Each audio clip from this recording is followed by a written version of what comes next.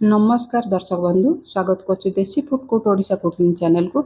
आज छुई आलू रेसिपी देखिए आपण मान को बहुत ही बढ़िया लगिबो। तो रेसिपीटा स्टार्ट करबा। तो एठी नेछि छुई आलू छुईर परिमाण टिके अधिका नेछि, आलूर परिमाण टिके कम नेछि। आपण चाहिले खाली छुईरे भी बनै परिबे। तो आलूटा पकेले भल लागिबो भात सहित खाइबा को। छुईर ऊपरर स्किनटा भलसे सफा करनबा जोथरे कि छुईर रेसिपीटा कसालिया लागिबोनी। आलू को देखि पाथु बेसी पतला नै मोटा नै से टाइप रो एठी काटी नेबे। तो ये किसी पानी गरम करने को बसई देती। तो ये गोटे चमच रिफाइन तेल दे देती।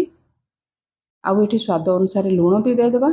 जेहेतु तेलटा देले आपण जो सिझाऊँच से सिझाणिया टाइप लगे ता टेस्टा अलग टाइप लगे मैंने टेस्टा भल आसो थे ट्राए करके देखूँ।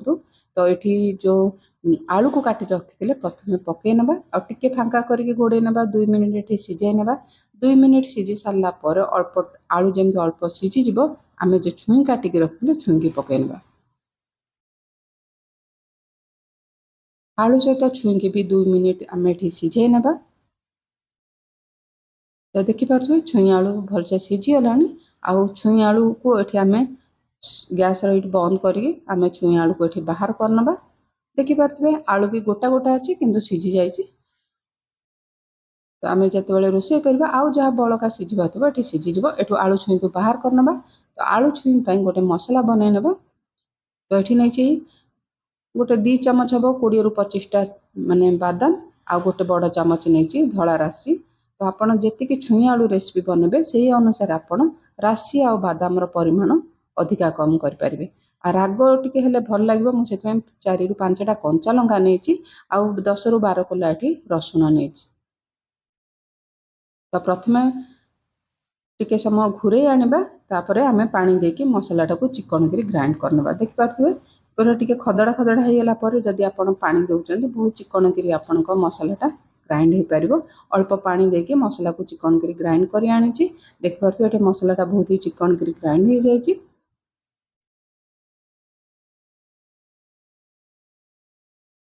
तो एठी गोटे कड़े ना कड़े तेल देदेबा। आप तेल खाइबा पसंद कर हिसाब से तेल को आड कर तेल तातीगला गोटे बड़ साइज पियाज को ये पकई लंबा माने पतला पतला काटिकी।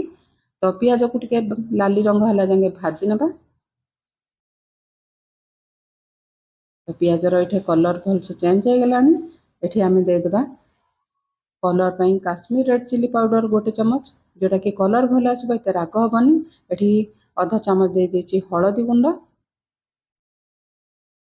तो तेल रे भलसे भाजीदेले कलरटा भल आसो जेहेतु आम कंचा लंका मसला बटारे देचे। तो से अनुसार आपणकर काश्मीर रेड चिली पाउडर देचे ना आउ टिके स्पाइसी चाहते राग लंका गुंड भी पकई पारे। जो मसला को ये बाटिक रखी मसला को देदेबा। तो छुई आलू रे लुण देते चाहिए स्वाद अनुसार लुण देदेबा। मसला को आम भलसे कषि ना जेहेतु बादाम पड़ी तल टिके लगी आसो आप कंटिन्यूअसली मसला को घांटे नचे तल लगिज। मसला भलसे कषि होगला आम जो आलू छुई की सिझे रखी ये आलू छुई की पकई ना। आ छुई आलू मसला सहित भलसे आम एपट सेपट करके कषि ना। तो ये देखिपे मसला ये भलसे कषि होगला।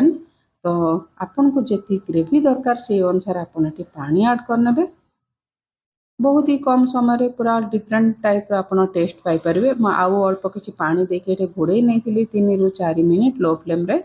तो देखिपे ये रेसिपीटा टिके बहलिया हेले खाइबा को भल लगे। टेस्ट रियली बहुत ही बढ़िया टेस्टी आसला स्वादिया होता। तो रेसिपीटा निश्चिंत ट्राए करूँ। आज जदि छोटिया रेसिपीटा आपण मानक भल लगुच दर्शक बंधु तो लाइक शेयर सब्सक्राइब करने को भूलिबेनी।